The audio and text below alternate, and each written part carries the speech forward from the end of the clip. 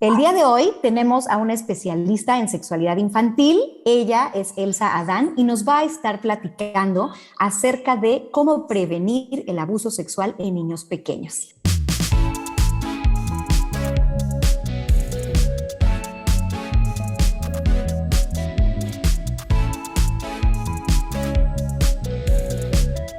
Muchas gracias, mire, espero que me escuchen bien.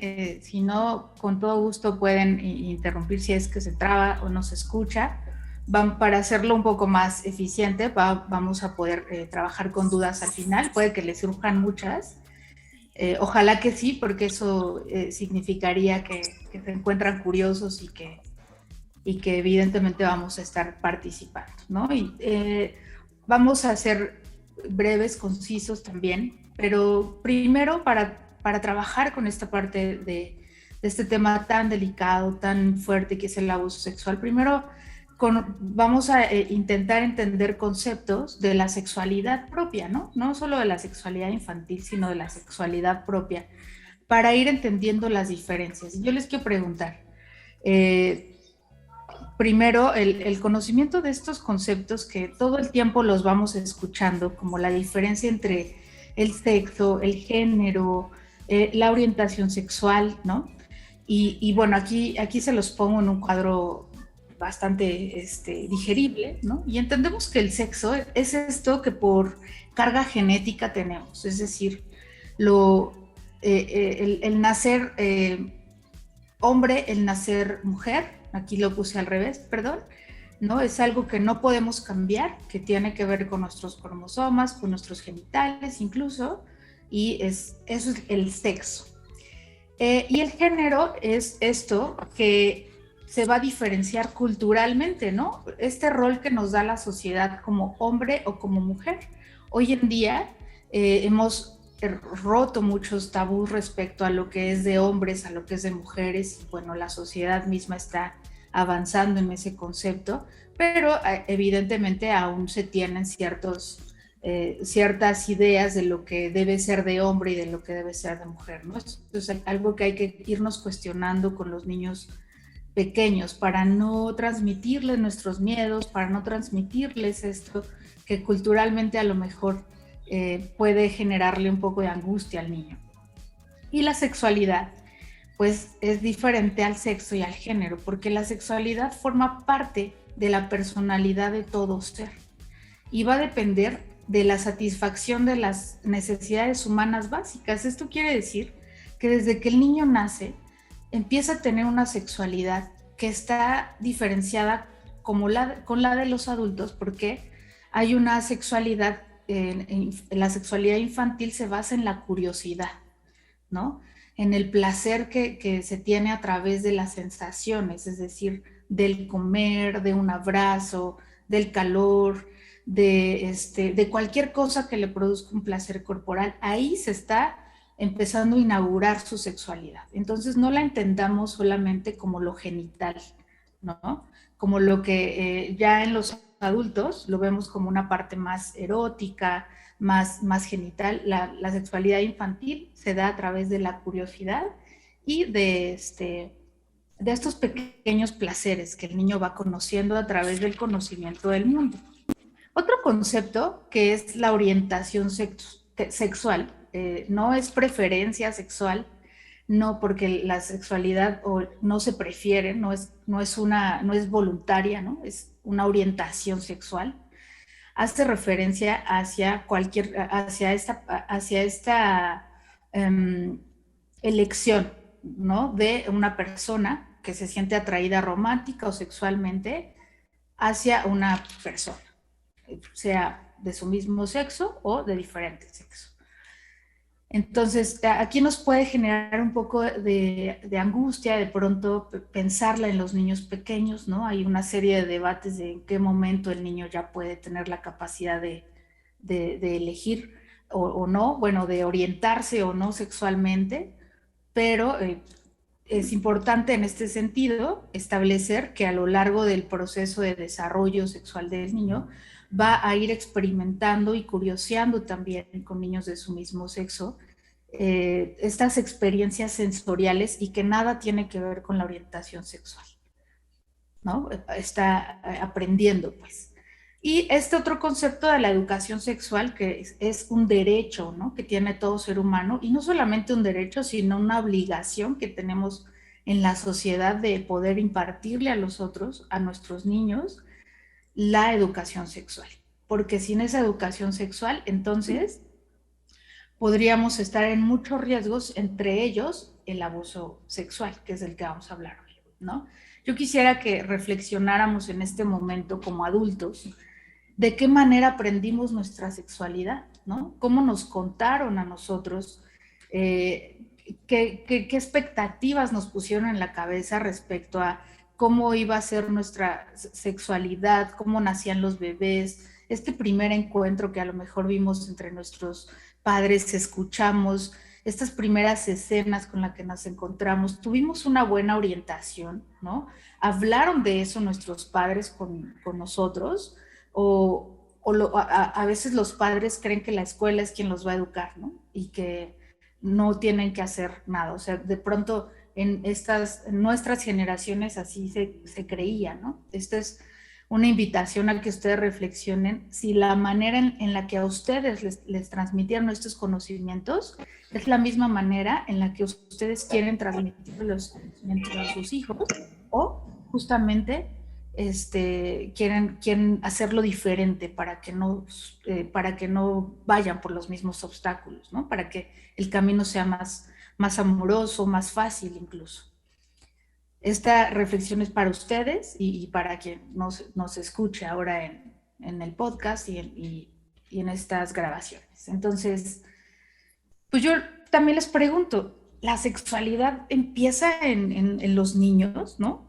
O sea, si ya dijimos que la sexualidad parte de la curiosidad del mundo, de las experiencias sensoriales, que es parte integral del desarrollo del ser humano, entonces, pues el niño desde que nace empieza a tener una satisfacción básica, desde que le damos la primer lechita caliente, ¿no? Ya sea a través de la lactancia o a través de la fórmula, desde el primer abrazo, desde la primera mirada, empieza la inauguración de su sexualidad.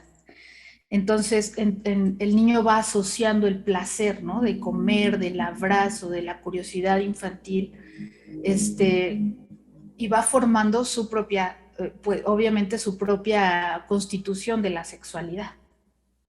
Entonces, veamos a los niños como seres que también son sexuales en este sentido. Insisto, es una manera distinta de ver la sexualidad a través de ojos adultos, ¿no? Los niños quisiéramos que fueran estos querubines asexuados, pero no lo son, también son seres humanos que tienen sexualidad. Entonces es muy importante esto para iniciar con esta plática ya de lleno. Quise también manejar estos otros conceptos llamados los solones de la sexualidad, que son componentes de la sexualidad, que son parte de un sistema, ¿no? Y son elementos que como un engranaje dependen entre sí para poder definirse como un todo. Los solones de la sexualidad son la reproductividad, el género, la vinculación afectiva y el erotismo. Y me gustaría platicarles cómo con cada uno de estos va manifestando el niño cada uno de estos componentes. Por ejemplo, en esta cuestión del género, el niño más o menos 3, 4 años va a ir buscando y entendiendo la diferencia entre lo que son las niñas y lo que son los niños, ¿no? Cuando ve, por ejemplo,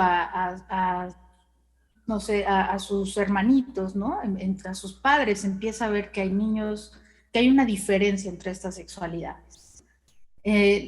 También en esta cuestión del género, el niño busca tocar sus genitales o los de otros niños o los de sus padres, porque entendemos al niño como un ser curioso, pues. Entonces acá no se trata de asustarnos, de limitarnos, de alarmarnos, sino de irle explicando, ¿no? ¿Qué es lo que está intentando buscar? ¿Qué es lo que está intentando entender? El niño va a jugar a la mamá o al papá para poder entender cuál es su lugar dentro del propio género, ¿no? Puede jugar a vestirse como personas del sexo opuesto Y erróneamente eso a veces podría creerse como un tema de orientación sexual que nada tiene que ver, ¿no? O sea, un niño de 4 años puede ponerse las zapatillas de su mamá para entender esta parte del género y no tiene nada que ver con la orientación sexual. Es muy pequeño, pues, para poder ir definiendo ese tipo de cosas. Y sobre todo, los niños son muy curiosos por observar el cuerpo de los adultos. Entonces ahí es obviamente irles explicando, irles poniendo límites también, de manera, otra vez, ¿no? Como muy contenida, muy amorosa. Están tratando de entender el mundo al final, ¿no? Y desde dónde lo entienden, desde el tacto, desde el olfato, desde la mirada, desde lo que sienten. No lo podemos entender desde otra manera si no lo vivimos. Entonces van a tocar, van a observar, ¿no? Esto es con respecto al género. Pero también con respecto a la reproductividad, el niño va a estar jugando, ¿no? A ser como mamá, a ser como papá, a usar estas ciertas frases de mamá y de papá, van a jugar a la casita, ¿no? A la familia, van a expresar incluso en algún momento su deseo por convertirse en padres, ¿no? Por cuidar, proteger una mascota, sus juguetes, ¿no? Como una cuestión muy paterna, muy materna. Van a realizar preguntas frecuentes sobre el matrimonio y aquí viene la pregunta del millón que es ¿y cómo nacen los niños, no? Entonces, este es parte del componente de la sexualidad. Aquí, obviamente, necesitamos poder ser pacientes y poder escuchar qué es lo que el niño quiere saber, ¿no? Evidentemente depende de la edad, es el lenguaje que vamos a usar con él, pero siempre será un lenguaje claro, conciso y sin historias fantásticas que el niño no logre entender, ¿no? Que el niño quede mucho más confundido de lo que en realidad le logramos clarificar las dudas. Otro olón, si ustedes recuerdan, les dije la vinculación afectiva. Es decir, que la sexualidad no es sexualidad saludable, a eso nos referimos, cuando no hay este tema del género, la reproductividad y no hay una vinculación con el otro. Y entonces el niño a los 5, 6 años, 7 años, empieza con este interés por tener un novio o una novia, ¿no? Por decir, me empiezan a gustar ciertos niños, ciertas niñas. Aquí creo que es muy importante frenarnos y preguntarle y también ponerle estos límites al pequeñito acerca de lo que para él significa tener una novia o un novio, ¿no?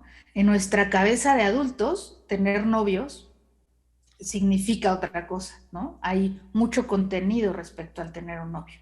Pero para el niño es el poder vincularse afectivamente con alguien, el que alguien le caiga muy bien, ¿no? El que alguien le emocione cuando lo ve y para él eso es tener un novio y una novia, ¿no? Obviamente hay que irle limitando y explicando.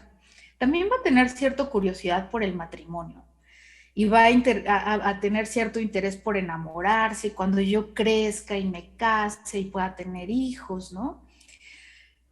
Y va a haber estos primeros sufrimientos por los rechazos afectivos, es decir, el amiguito que le dejó de hablar, la niña que ya no le hizo caso, ¿no? Y entonces va a haber estos primeros sufrimientos porque el niño empieza a querer vincularse con los otros. También va a haber mucho interés por querer cuidar, ¿no? Alimentar a sus mascotas, a sus juguetes, y va a haber estos juegos de querer cuidar, y además es muy recomendable a nivel emocional que el niño pueda tener estas vinculaciones, que el niño pueda tener, por ejemplo, una mascota o pueda tener un lugar para sus juguetes, ¿no? Para que pueda vincularse de esta manera afectiva y como padres le podamos ir enseñando los cuidados. Y también desarrollando la empatía. También va a haber cierto interés y angustia por el matrimonio, divorcio, separación de los padres. Es decir, que los niños van a estar más alerta de si ven a los papás enojados, van a surgir estas fantasías de ya se van a separar y se van a divorciar. Y es que mis amiguitos, yo tengo un amiguito que ya no tiene su papá, ¿no? Y yo estoy preocupado, o por las parejas de los padres, etcétera. O sea, van a surgir también en etapas tempranas, pues estas dudas, ¿no? Como parte de la vinculación afectiva. Es decir, el niño va entendiendo que los seres queridos se pueden ir, se pueden perder también, ¿no? Los pueden dejar de, bueno, él cree que los pueden dejar de querer y va a estar muy al pendiente del amor de los otros. Esto también es parte de la sexualidad. El otro punto respecto a este olón de la sexualidad es el erotismo. Y el erotismo, aquí quiero ser muy puntual, no se vive igual que con los adultos, ¿no? Recuerden que el erotismo adulto es producto de una historia, ¿no? Y producto de una serie de experiencias que como seres vamos viviendo. Y el tema del erotismo no es igual para nadie, porque todos hemos vivido una sexualidad distinta. Por lo tanto, en los niños no es nada igual a la de los adultos. No tiene estas connotaciones morbosas, ¿no? No tiene estas connotaciones, pues sí, como pues, más morbosas, pues. El niño sí tiene un erotismo, pero respecto a las sensaciones placenteras que puede tener en su cuerpo, porque es un manojo de sensaciones. El niño está, insisto, aprendiendo a conocer el mundo y entonces es probable que en algún punto se pueda estimular sus genitales, ¿no? Frotándose con algún mueble, con algún juguete, ¿no? Con la mano. Puede llegar a tener juegos sexuales con niños de una edad similar, otra vez, a partir de la curiosidad. Puede querer abrazar al otro, besar al otro, jugar al doctor, ¿no? A los esposos, explorar el cuerpo. Y aquí la pregunta también del millón es, ¿y qué hacemos, no? ¿Le dejamos al niño que explore de esta manera libre? ¿O también le vamos enseñando, que más bien esa es la respuesta correcta, le vamos enseñando que hay lugares y partes privadas, partes íntimas, momentos adecuados y momentos que no son adecuados? Es decir, lo vamos orientando hacia su propia curiosidad infantil. Es decir, no nos asustamos, no nos alarmamos, no le decimos que se le va a caer la mano, ¿no? Si se sigue tocando, ¿no? Más bien, le ayudamos a entender que lo que él está intentando hacer, o sea, que lo que él hace le produce placer y que es natural y que está bien, pero que hay momentos y hay lugares y hay personas, porque aquí poco a poco, pues justamente nos vamos acercando a este tema, ¿no? Al tema central.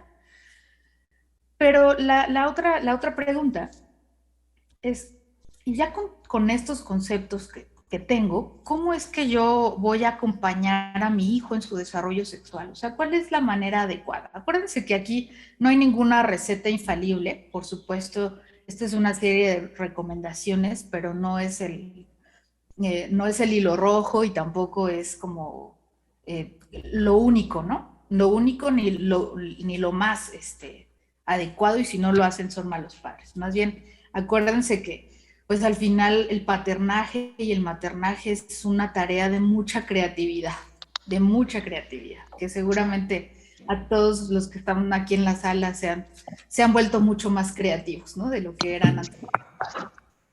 Entonces, ¿cómo le acompaño a mi hijo en su sexualidad? Pues primero, esto es muy importante. Los niños van a empezar a tener muchas preguntas. Ojalá.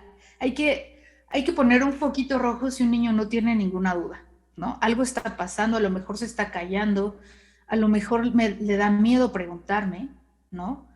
La idea y lo natural es que el niño tenga muchas preguntas. Pero ante una pregunta, primero averigua qué es lo que quiere saber. ¿Dónde lo escuchó? ¿Por qué le surgió la duda? Para saber si estamos en la misma línea de pensamiento, ¿no? Porque el pequeñito me puede decir, oye mamá, ¿qué es un orgasmo? Y yo me pone la cara de mil colores, ¿no? No me acuerdo exactamente qué decirle, voy a googlear en internet, pero lo primero es mantén la calma y pregúntale, mi amor, ¿dónde escuchaste eso? ¿Por qué te surge esa duda? Ah, lo que pasa es que lo leí en esta revista, ¿no? Pero no entiendo nada y aquí dice que es orgasmo, pues. Ah, bueno, ¿ya sabes de qué es esa revista? ¿No? Y vamos explorando poco a poco, porque probablemente en algunos casos, si el niño es muy pequeño, quizás información que no necesita saber y que además no le va a hacer sentido, ¿no? O sea, que ni siquiera va a ser significativo que le elaboremos una presentación de PowerPoint de lo que significa el orgasmo, pues. Entonces, averigüemos, ¿no? ¿Qué es lo que quiere saber y para qué lo necesita, pues? Obviamente, no a la prohibición, sí a la apertura. No preguntes eso, niño, ¿no? No, no digas esas cosas. ¿Cómo se te ocurre decir esto? Estamos en medio de una comida, ¿no? A ver, mi amor, ¿te parece que esto lo hablamos después de la comida? Es que estamos con tus tíos, ¿no?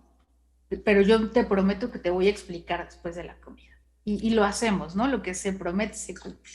Entonces, esa apertura de poder entender que somos sus medios de confianza de nuestros hijos. Y aquí yo tengo otra muy importante. Brinda información, ¿no? O sea, toda la información que sea necesaria que le brindes a tu hijo, bríndaselo. Y si no lo sabes, también reconoce tus fallas, ¿no? Reconoce tus faltas, reconoce tu ignorancia, que todos somos ignorantes de alguna manera.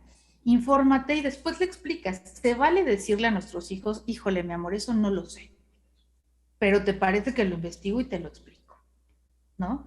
No seamos estos padres que intentan saberlo todo y que si no lo inventamos y dejamos al otro más confundido. En serio, si no lo sabemos, no pasa nada.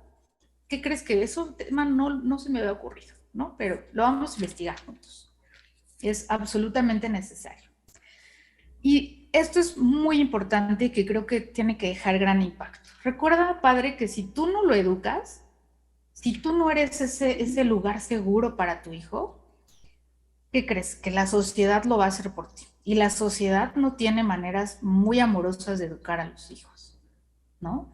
O sea, el niño, si tú no se lo dices, lo va a investigar por otros lados y va a lo mejor a tener información muy distorsionada, va a tener información muy contaminada y es mucho mejor que te pregunte a ti, por más bochornoso que sea, antes de que él lo investigue por otros lugares. Entonces, no permitas que la sociedad haga esta tarea que es tuya y que además va a tener una gran ventaja sobre la relación que tienes.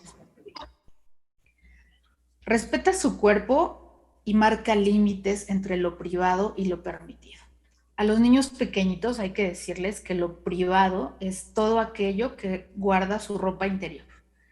En su cuerpo es todo lo que no se ve cuando trae ropa interior, esas son las partes privadas, ¿no? Entonces, esos límites que incluso como padres, cuando van creciendo, también hay que marcarlos. Es decir, no significa que no los volvamos a tocar, pero sí significa que podamos irles pidiendo incluso este permiso. Mi amor, te voy a tocar, ¿no? Porque estás irritado. Entonces, necesito checarte, necesito ponerte pomada, nos vamos a bañar, te voy a tallar tus partes privadas. Es decir, irle haciendo entender, irle haciendo conocer que incluso como padres debemos hablar y dialogar y pedir cierta, no quisiera decir autorización, pero sí cierto, que tenga cierto conocimiento de lo que el adulto va a hacer con él. Por supuesto, y esto ya tiene que ver con el otro tema, hablarle, ¿no? De qué adultos están autorizados para tocarlo y qué adultos no. Y pues enséñale los nombres de las partes de su cuerpo. Yo sé que cuando a nosotros nos educaron, los genitales tenían muchísimos apodos, ¿no? Porque es bochornoso de pronto decir pene, decir vagina, decir vulva, pero es mucho más sano que el pequeñito sepa los nombres, así como sabe los nombres de sus dedos, de sus brazos, su cabeza. Puedes, es importante que sepa los nombres de sus genitales. ¿Por qué? Porque de alguna manera, entonces, si algo llegara a pasar, él puede decir, ¿no? Fíjate que mi tío o cualquier persona llegó, tocó esto que tú me dijiste que era privado, que es mi pene, etcétera. Y también le vamos quitando el tabú, ¿no? A la sexualidad, porque la sexualidad es algo tan maravilloso, es algo tan importante en nuestra vida psíquica como seres humanos, que sería pues muy triste como ir poniendo estas angustias a tempranas edades, ¿no? Solo por un hombre que nos causa bochorno. Entonces, enséñale las partes de su cuerpo, ¿ok? Y yo quisiera también darles una serie de conductas esperadas en niños de 2 a 7 años. Bueno, me faltó perdón. Estimula el reconocimiento y la expresión de emociones. Que el niño se percate cuando se siente cómodo, cuando se siente feliz, cuando se siente enojado y cuando se siente incómodo y triste, porque de esa manera va a ir teniendo una idea de qué es lo que quiere, qué es lo que no le gusta, qué es lo que sí le gusta. Cuando nacemos, no nacemos con estos códigos o con esta configuración de tristeza, felicidad, angustia, confusión. Incluso cuando somos adultos todavía nos cuesta trabajo entender qué siento, ¿no? No sé si estoy enojado, si estoy triste, ¿no? Porque justamente, pues desde pequeños nos tienen que ir enseñando, como espejeando, ¿no? Como diciendo, a ver, lo que tú sientes es hambre, por eso estás enojado, porque tienes hambre, ¿no? Lo que tú sientes es frío, lo que tú sientes se llama tristeza, porque tu amiguito te dejó de hablar. Y entonces le vamos enseñando a nuestros pequeñitos la vasta cantidad de emociones, sentimientos y sensaciones que hay en su cuerpo y en su psique. Si él logra reconocer esas emociones, va a ser un ser mucho más expresivo, mucho más libre, pero además un ser que va a marcar límites de una manera más asertiva. ¿Ok? Entonces, ahora sí, les decía, esta serie de conductas entre los 2 y los 7 años, que son conductas esperadas. Puede haber otras, pero bueno, son conductas esperadas respecto a la sexualidad. A los 2 años podríamos ver, a un niño que empieza ya a estimular sus órganos sexuales, que empieza a aprender a nombrar incluso los órganos sexuales según lo vayamos induciendo, ¿no? Va a lo mejor a tocarse, porque tiene curiosidad y porque como cuando te rascas un granito que sientes riquísimo, ¿no? Que quieres estar tocando cuando te agarras la cabeza y sientes muy rico, pues los genitales son otra parte del cuerpo y hay ciertas sensaciones de placer. Entonces el niño va a estimularlas, ¿no? No hay nada de malo en ellos. Ya veremos la línea delgada entre lo preocupante y lo que no es preocupante. A los 3 años se espera que el niño ya tenga un control de esfínteres o esté aprendiendo en ese sentido y va a reconocer, ¿no?, la forma y la función del cuerpo, es decir, otra parte de su genitalidad, ¿no?, que es el ano, va a irse estimulando también y va a encontrar placer en este control de esfínteres también. Va a ir identificando las emociones, va a haber un interés por observar a personas adultas desnudas, ¿no? Son de estos pequeñitos que van y te siguen al baño, ¿no? Por esa curiosidad de ver qué está pasando atrás de esa puerta, pues, ¿qué está haciendo mi mamá cuando no está conmigo? ¿No? Y las mamás dicen, es que no puedo hacer del baño sola. Pues sí, porque el bebé quiere y está curioseando, pues. Y pues hay una autoexploración de la zona anal. Acá incluso es probable que los niños, si empiezan a tener piezas pequeñas de juguetes, puedan incluso jugar con ellas y estimulándose el ano, ¿no? Esto es muy importante porque pues obviamente hay que tener mucha higiene y hay que tener mucho cuidado, pues en que si no los observamos, pues pueda meterse algo que le haga mucho daño. Entonces hay que explicarle que con esos juguetitos no, ¿no? Ahí empezamos a marcar límites, pues. Pero más que por una cuestión que sea mala moralmente, es por una cuestión de salud. A los 4 años ya podríamos esperar que empiecen estos juegos sexuales, ¿no? Entre los niños y las niñas, o entre niños con niños, pues, y van a ir intercambiando los juguetes de niños por los de niña, ¿no? Y lo pongo entre comillas porque eso es totalmente subjetivo. Hoy entendemos que los juguetes son para todos, ¿no?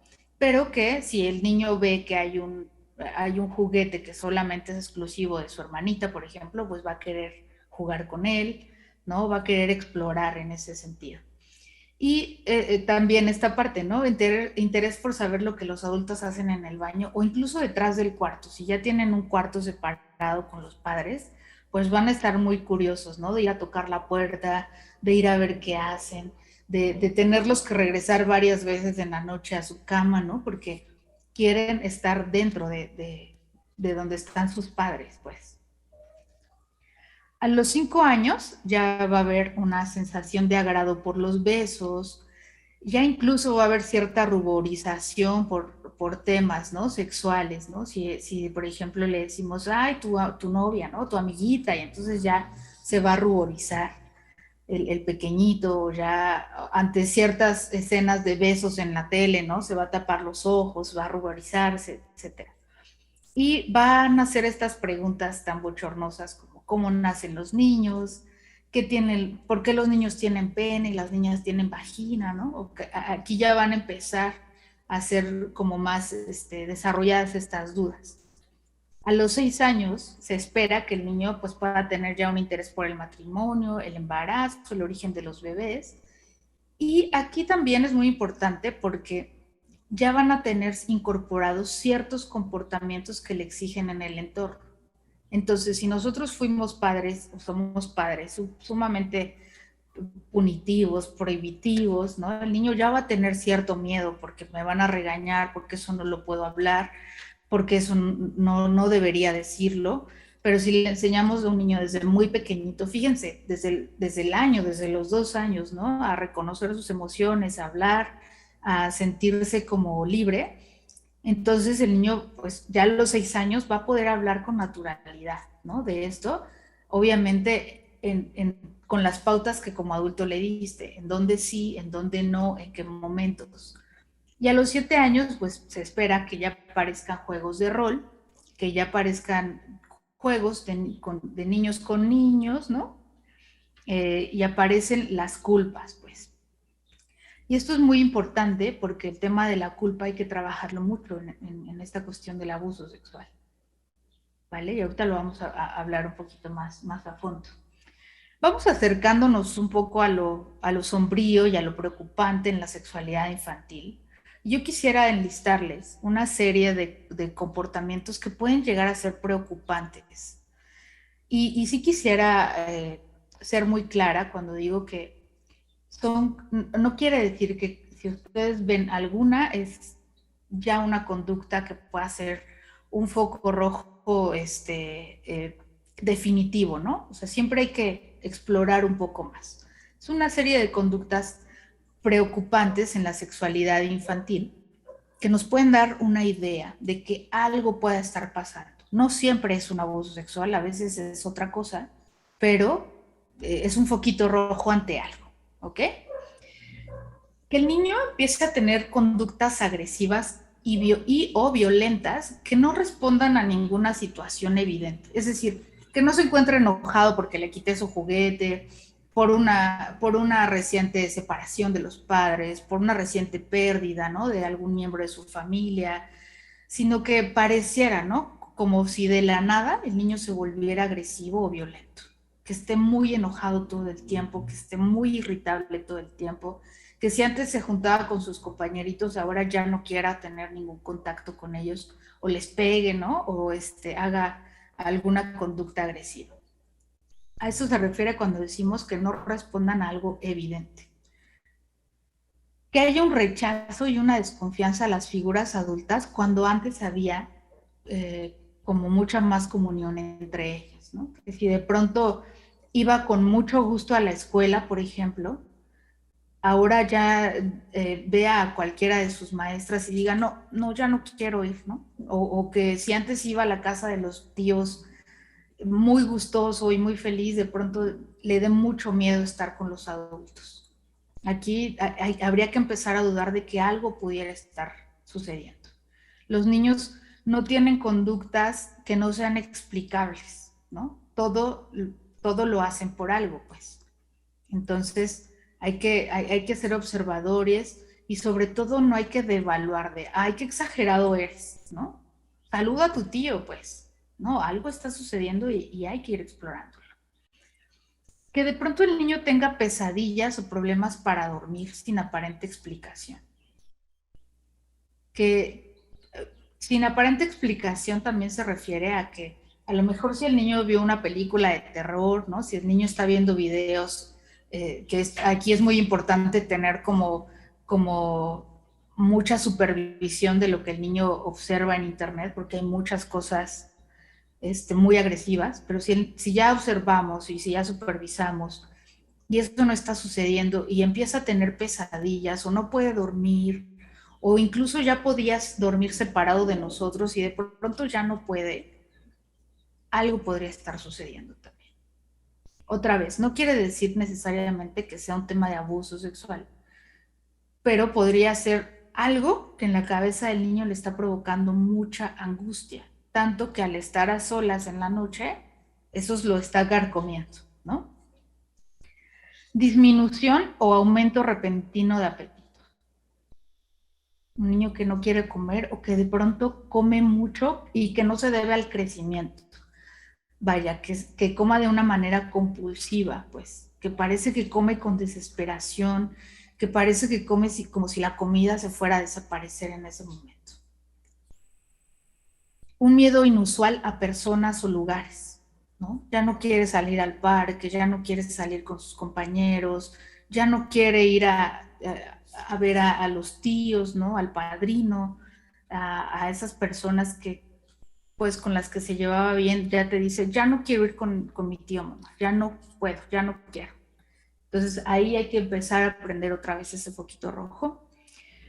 Escribe, dibuja o narra historias de cuestiones sexuales o aterradoras, es decir, muchos monstruos, muchas brujas, muchas escenas muy terroríficas de muertes, de pérdidas o que incluso tenga cierto lenguaje que no se espera a su edad. ¿Vale? De narraciones sexuales, por ejemplo. También otra conducta preocupante, comportamientos, lenguaje o conocimientos sexuales similares a las de un adulto.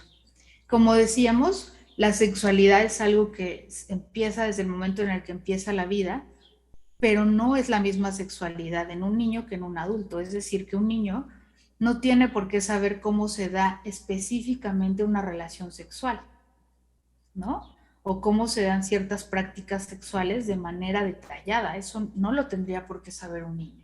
Si un niño te lo narra, lo pone en alguna parte de sus cuentos, es que tuvo de alguna manera exposición a esas historias. ¿De qué forma? Pues es lo que hay que averiguar. ¿Ok? Entonces, otro indicador, que es un indicador también importante, y no lo puse acá, es que haya eneuresis o encopresis, ¿no? Que el niño se haga pipí, que el niño se haga popó de manera, cuando ya había podido controlar sus esfínteres o ya había aprendido a avisar y hacer del baño. Esto puede ser también muy subjetivo porque esto podría responder a otras angustias. A lo mejor si en casa hay una separación, hay una pérdida, hay una situación muy angustiante o estresante, el niño puede tener una conducta regresiva que lo haga hacerse pipí. No siempre que el niño se hace pipí significa que ha sido abusado, pero si hay 2 o 3 más de estas características y además hay un tema de neuresis, que es el tema de la pipí, entonces podríamos ya estar pensando en este tipo de situaciones tan desagradables. Yo les quisiera poner también una serie de cifras que son muy alarmantes y que no se trata de alarmarlos solo porque sí, sino para tener en contexto por qué el día de hoy estamos hablando del abuso sexual. Es decir, qué tan fuerte y qué tan importante es que estemos educados de esta manera en este tema. México es el primer lugar en abuso sexual en el mundo, no en Latinoamérica, en el mundo. Cada año, 5.4 millones de niños, niñas y adolescentes son víctimas de abuso sexual solo en México. Solo en México. 90% de los abusos se presenta dentro del entorno familiar. El otro 10 podríamos pensar se produce en un entorno escolar, en un entorno en donde hay como una actividad extracurricular, educativa, etc. Pero el 90% se produce en el entorno familiar. De cada 1000 casos, solo se denuncian 100. Y de esos 100 casos, solo 10 casos son vistos por un juez, es decir, son llevados hasta el final. 60% de estos casos se da por un familiar directo o por un grupo cercano a la o por un miembro cercano a la familia, es decir, por un papá, por un padrastro, por un tío, por un hermano o por un padrino, ¿no? Siendo como más lejanos, o por un tío político, etc. 60%. Los agresores suelen ser el padrastro, en el 30%, los abuelos, en el otro 30%, tíos, primos o cuidadores, en el 40% restante. Durante la pandemia, pues lamentablemente se registra un aumento de estos casos, muchísimo aumento de estos casos, pues obviamente porque se estuvo en casa, ¿no? Porque los niños no tuvieron la oportunidad de salir hacia otros lugares. Por estas cifras, y hay muchas otras más, por estas cifras es que hoy estamos hablando de este tema, ¿no? Para estar alerta, para estar pendientes, no nada más de nuestros hijos, sino incluso de los compañeros de nuestros hijos, como comunidad, pues. Recuerda que el abuso sexual, y aquí quisiera que pudiéramos hablar un poco más de eso, no nada más es esta cuestión que implica la penetración entre un adulto y un niño. Es cualquier tipo de conducta sexual que incluya tocamientos de genitales, es decir, que el adulto toque los genitales del niño o que invite al niño a tocar los genitales del adulto. O otras zonas del cuerpo sin su consentimiento, es decir, que lo someta, que le toque las pompis, que le toque el pecho, que le toque el torso, ¿no? Sin que el niño esté, o sea, en una situación de incomodidad. Insisto, una incitación al tocamiento de los genitales de un adulto, pues una penetración genital o con objetos o manos, ¿no? Una exposición a que el niño vea o tenga que ver material pornográfico o material que le produzca incomodidad al niño, que un primo, que un hermano, que un tío le pida, vamos a ver estas revistas o vamos a ver esta película, ¿no? Que no siempre sea una cuestión tan clara o tan franca de ver una escena de penetración, sino que sean incluso escenas que puedan tener como contexto una relación sexual, pues incómodas para un niño.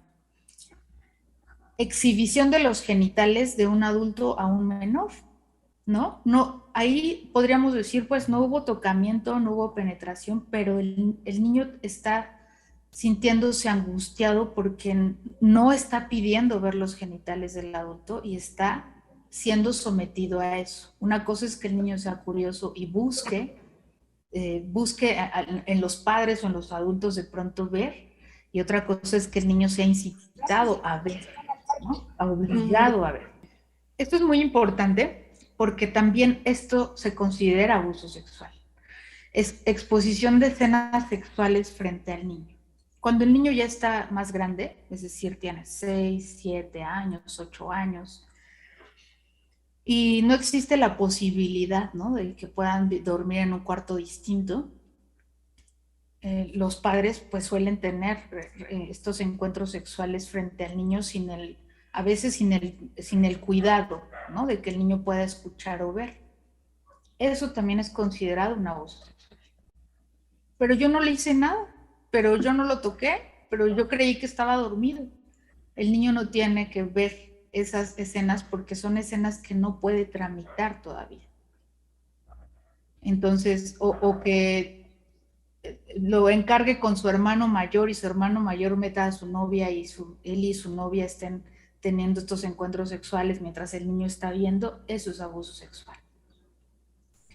¿Por qué es un abuso sexual? Porque el niño está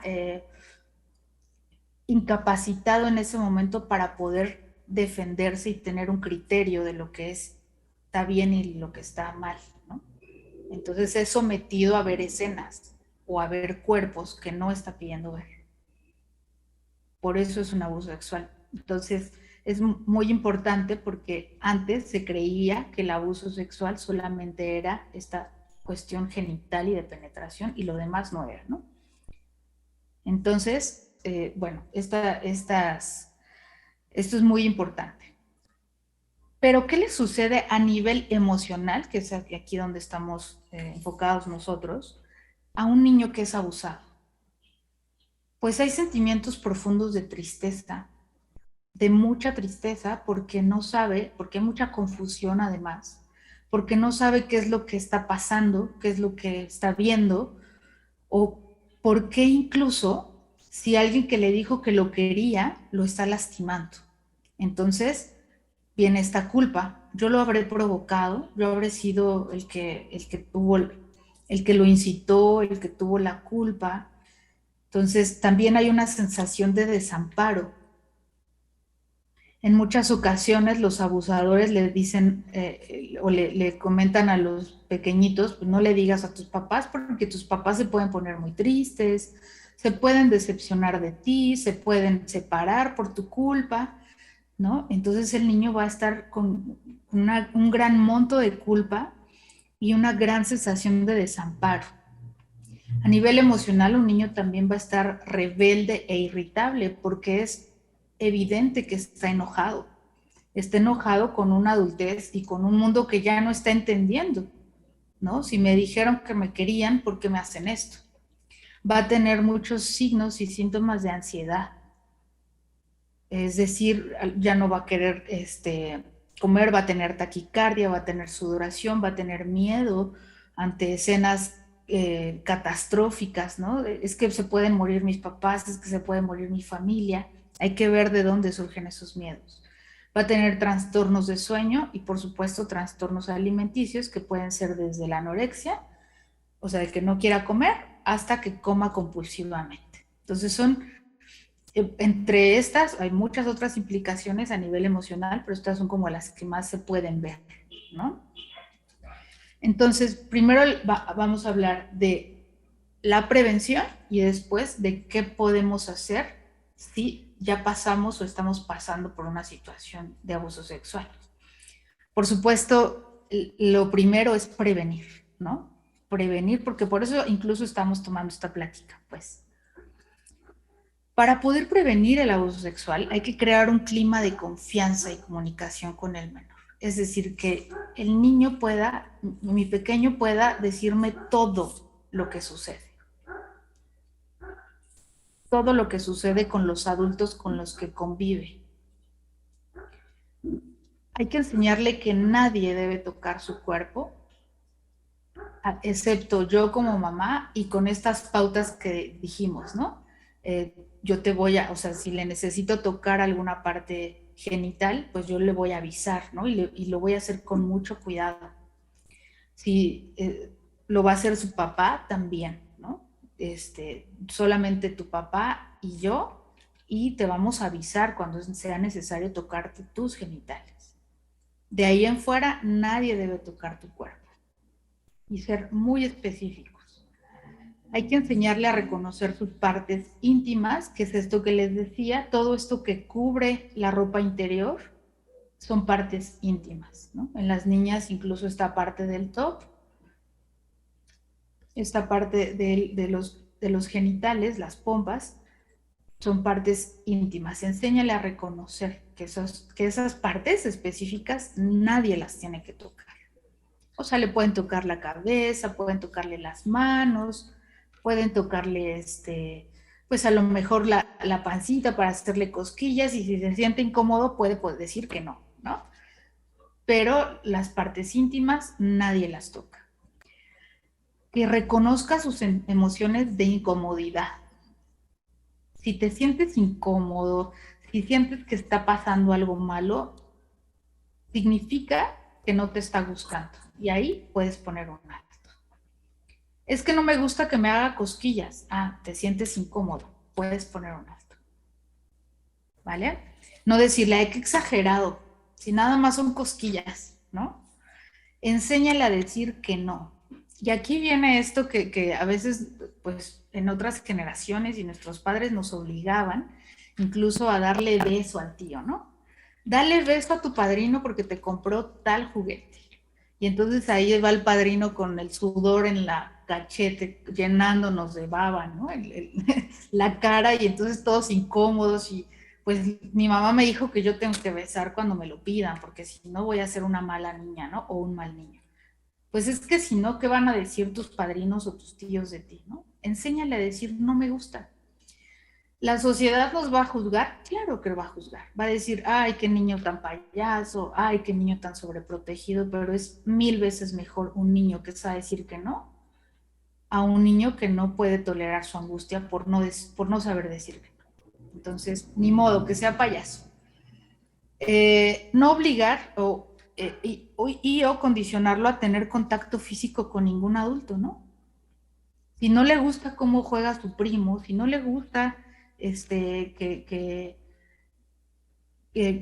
¿cómo se llama? Que le den beso cuando llega a la casa, está bien, es normal y es saludable, y entonces podemos invitarlo a decir, mi amor, si tú te sientes cómodo y quieres agradecerle a tu padrino dándole un abrazo, cuando tú quieras, dáselo, pero no es cuando él quiera, ¿ok?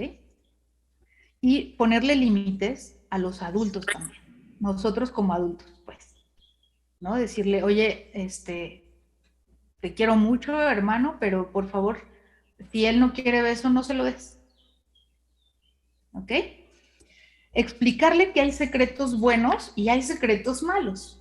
¿Cuáles son los secretos buenos? Esos que te generan emoción, esos que te generan felicidad, esos que dices, es una fiesta sorpresa y qué padre, porque ya quiero ver la cara de mi mamá cuando le dé este regalo, ¿no? Ese es un secreto bueno, pues. El secreto de que no le voy a decir qué bailable voy a bailar el día del 10 de mayo, porque cuando lo vea se va a emocionar, ¿no? Y hay secretos malos. ¿Cuál es la diferencia? Que los secretos malos te hacen sentir incómodo, te hacen sentir culpable, te hacen sentir hasta un poco sucio, ¿no? Un poco mal con el otro. Entonces, enséñale a diferenciar, e incluso haz una serie de ejercicios con él, ¿no? A ver, si yo te digo que guardes este dinero y no le digas a tu papá, ¿qué sientes? Pues me siento mal, ese es un secreto malo, ¿no? Si yo te digo que vamos a comprar un regalo para tu papá, ¿tú qué sientes? No, pues me da emoción. Ese es un secreto bueno. Y ayudarlo, ¿no? A diferenciar entre estos dos aspectos. Explícale también en algún punto qué es el abuso sexual. Recordemos que para poder explicarle al niño cualquier serie de conceptos, hablando de la sexualidad o de connotaciones adultas, pues hay que ocupar palabras concisas, claras, y que no le hagamos más bolas al niño, ¿no? El abuso sexual es cuando alguien que no es que alguien te pide, te toca o te enseña partes privadas y te hace sentir incómodo. Entonces, si eso llegara a pasar, tú le dices que no y te echas a correr, ¿no? Y le dices a quien más confianza le tenga. Es decir, no hay que invisibilizar estos temas ante el niño, porque está chiquito, ¿cómo va a entender? No. Entre más visibilidad le demos, más prevención hay. No le vamos a poner una película, a lo mejor porque ni va a captar su atención, pero se lo explicamos en algún momento, ¿no? Cuando el niño esté receptivo. Hay que involucrarnos con los amiguitos que tiene el menor, con los adultos con quien convive el menor, ¿no? Si lo solemos dejar, por ejemplo, en casa de los tíos y ahí hay varios primos, ¿no? Hay que de pronto ir a checar a qué juegan, cómo juegan, involucrarme incluso en el juego, ¿no? No todo el tiempo, porque hay que darles este espacio de su creatividad, pero hay que escuchar, ¿no? De qué manera hablan, cómo se acercan, y pues por supuesto conocer el contexto en el que el niño se está desenvolviendo, y esto también aplica para la adolescencia, ¿no? Entre más apertura tengamos ante los amigos de nuestros hijos, pues vamos a tener mucho más control de la situación, un control bueno, pues. Y esto, ponle ejemplos o ejercicios de reconocer lo privado, lo secreto, de reconocer el peligro, ¿no? Si un día van en la calle caminando, le puedes decir, oye, ¿y qué pasaría si en este momento yo te digo que vayamos a agarrar cosas de una tienda? ¿Cómo te sentirías? Ese tipo de ejercicios que son más bien dinámicos, que no tiene que ser un curso, ¿no? De el niño en el abuso sexual, o sea, que pueden ser ejercicios en donde el niño puede ir reconociendo sus emociones. Con todo esto podemos ir previniendo que desafortunadamente no podemos prevenir que un adulto trastornado, que un adulto malo, que un adulto con una sexualidad traumática le haga daño o quiera o tenga intenciones de hacerle daño a un niño. Eso no lo podemos prevenir. Pero podemos prevenir que mi hijo sea lo suficientemente capaz de gritar, de poner límites y de contarme. Y ahí está pues el 50% del trabajo, ¿no? Ahora, ¿qué pasa si lamentablemente esto ya sucedió? De algunas, con esto que les acabo de decir, de qué es abuso sexual, si ya lamentablemente algo de esto sucedió. Primero, pues vamos a conocer estas señales de alerta de las cuales ya hablamos, ¿no? Hay que conocerlas y hay que estar pendientes. Pero ojo, papás, porque hay una línea muy delgada entre estar alerta y estar hipervigilantes. Es decir, que todo lo veamos con cara de abuso sexual o con todo lo veamos con cara de peligro, ¿no? O sea, hay que también cuestionarnos, preguntarnos, ver si esa conducta o actitud responde a otra cosa. Entonces, si hay que conocer estas señales de alerta, hay que hablar con el menor de eso, de manera directa, ¿no? Es que, ¿cómo le digo? ¿Cómo le pregunto? Pregúntale. ¿Alguien te hizo daño? El día que oye, te vi muy irritable cuando fuiste con tus tíos. ¿Algo sucedió ahí? ¿Me quieres contar? De manera directa. Preguntar de esa manera, ¿no? Obviamente desde una situación amorosa, no desde regañarlo, de si no me dices vas a ver, no, porque pues lo vamos a asustar y entonces vamos a hacer que el niño se retraiga, ¿no? Y le vamos a confirmar esta idea que probablemente su abusador le dijo, tus papás se van a enojar contigo. Entonces, más bien hay que invitarlo, pues, a hablar. Ayúdalo a no sentir culpa. Esto es muy importante porque mucho de lo cual o por lo cual los pequeñitos no hablan es por culpa.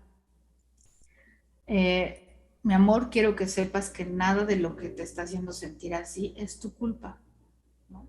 Tú no tienes la capacidad de provocar a un adulto ni a provocar que nadie te haga daño. El adulto es el responsable. Entonces, acá no hay ninguna culpa, yo te voy a ayudar, yo te voy a escuchar y vamos a encontrar una solución. Invítalo a no sentir culpa. Pero para invitarlo a no sentir culpa, primero hay que trabajar con nuestra propia sensación de culpa, ¿no? Que me parece que también es una situación muy impactante y grave cuando esto sucede o cuando esto está en riesgo de suceder, porque somos expertos en culparnos a nosotros mismos. Si yo no lo hubiera dejado, si yo hubiera puesto atención, y entonces empezamos a repartir culpas y a dejar de encontrar y buscar soluciones. Respeta sus sentimientos. Si se siente triste, si se siente enojado, Si le da miedo, respétalo y valídalo. Nunca, nunca le digas que exagerado, ni aguantas nada, ¿no? Allá vas a empezar otra vez con tus cosas. Esas palabras son súper dolorosas y pueden impactar muchísimo en la confianza que puedan tener nuestros hijos con nosotros. Créele, ¿no? Yo creo que esto lo hemos escuchado muchas veces. Créele. El niño no tiene por qué inventar ninguna situación terrorífica y menos de una connotación sexual. Créele. Sí es cierto que la historia la percepción que haya tenido el niño puede estar distorsionada porque el niño todavía no tiene una historia que le ayude a explicar exactamente cómo sucedieron las cosas. Pero si te dice, es que mi tío llegó, me tocó, sacó su pene, es algo que no tiene por qué inventar. Está muy detallada esa historia, ¿no? Entonces, créele al menos. Mantén la calma, por supuesto. Si tienes que llorar, llora. Si tienes que confundirte, confúndete. Pero es muy importante que no lo hagas frente al niño. Porque lo que el niño cree es que te está haciendo daño a ti, ¿no? Que contándote eso te está dañando y te está lacerando. Entonces, trata de mantener la calma, tomar acciones y cuando tú tengas ese espacio para llorar, tomar terapia, y hacer lo que tengas que hacer de manera individual, hazlo. Es necesario que también como adultos nos tengamos esta cuestión de cuidarnos, ¿no? Y de saber que pues somos humanos y que no vamos a ser tan elocuentes como quisiéramos. Asegúrate que no hay heridas. Asegúrate que no tiene ninguna laceración y para esto a veces hay que acudir al pediatra, ¿no? Para que nos diga si no tiene alguna herida interna, si no hay alguna rosadura, si no hay algo, ¿no? Que pueda, pues que pueda estarle lastimando. No sobreprotejas. Y esto también puede ser muy confuso porque cuando pasa esto y entonces ya no queremos ni que el viento le toque a mi pequeño, entonces podríamos paradójicamente llenarlo de más miedo. O sea, ahora ya no puedo salir con mis amigos o ya no puedo expresarme o ya no puedo jugar en el parque, pues porque me pasó esto, entonces me están castigando, ¿no? O sea, yo mejor no le hubiera dicho nada, porque entonces ya no quiere dejarme salir a ningún lado, ya no me deja juntarme con nadie. Entonces, sobreproteger también es agredir. ¿Ok? Y denuncia, definitivamente. Sé que es un proceso y más viviendo en México, es un proceso súper tortuoso, súper fuerte, porque además en un proceso de abuso sexual infantil, al niño de pronto se le someten a una serie de pruebas, a una serie de narrativas, ¿no? En donde a veces suelen revictimizar a los pequeñitos, pero en su vida adulta el que tú denuncies va a ser de gran significado, de gran justicia, ¿no? O sea, va a haber un significado de justicia en su vida, de que sus padres hicieron todo lo posible para poder darle dignidad a su historia. Entonces va a ser molesto en ese momento. A veces quisiéramos dejarlo así, pasar la hoja y fingir que no pasó nada, pero eso, cuando son adolescentes, cuando son adultos, deja muchas heridas. Entonces llevemos esto pues a las instancias necesarias, ¿vale? Si por alguna cuestión no se puede, por alguna cuestión en donde hay una vida en peligro, incluso si se denuncia o donde se puede perder más de lo que se gana, siempre hay que explicarle al niño que estamos de su lado, que le creemos y que a lo mejor no lo hicimos porque había otras cosas en juego que podían ser más impactantes, ¿no? Y estoy pensando, porque lamentablemente pues hemos conocido muchas historias así, he conocido muchas historias así, en donde denunciar es casi una bala en la cabeza, ¿no? Entonces, a veces, digo, no hay que llegar hasta allá, pero hay que explicarle siempre al niño por qué nos está haciendo. Pero ojalá siempre se pudiera. Para resumir entonces, pues yo qué les quiero decir, recuerden que la sexualidad infantil, en resumen, pues se vive a través de la curiosidad, del conocimiento y sensaciones corporales. Si como adultos tuviéramos una sexualidad sana, si todos los adultos tuviéramos una sexualidad sana, habría muchos menos escenas violentas, mucho menos escenas transgresoras, habría mucho más paz en el mundo, ¿no? Si hubiésemos tenido una formación de una sexualidad plena y libre. Habría menos personas alcohólicas, ¿no? Habría menos personas que buscan otras salidas, habría menos enfermedades de transmisión sexual, ¿no? Entonces, ya que no podemos reparar al mundo, podemos reparar nuestras infancias y podemos reparar empezando por la infancia de los hijos, de los niños que tenemos a cargo. Entonces, que viva su curiosidad, que viva su conocimiento y que disfrute cada parte y cada milímetro de su piel, ¿no? Que sienta rico cuando se come una paleta de hielo, que lo disfrute, que sienta rico cuando te pide que le rasques la cabeza, todo eso es sexualidad. Entonces, si tú le prohíbes, el niño no va a crecer libre, ¿no? Pero hay que acompañarlo porque no dejamos de ser adultos. Entonces no se trata de sé libre y corre por la pradera y haz lo que quieras y me avisas, ¿no? No, más bien, sé libre y corramos juntos por la pradera y yo te voy a decir en dónde sí puedes entrar y en dónde no puedes entrar, pero juntos. Recuerda que también hay que romper el tabú de hablar y comprender la sexualidad.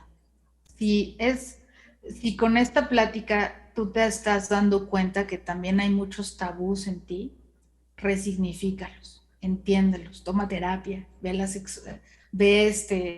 y revisa tu propia historia. Es importante y además nunca es tarde para poder resignificar nuestra propia sexualidad, ¿no? Si nos cuesta trabajo, si nos ponemos sonrojados, si no sé cómo explicarle a mi hijo qué es el placer, pues observemos nuestra historia y vayámosla explicando. Podemos aprender juntos.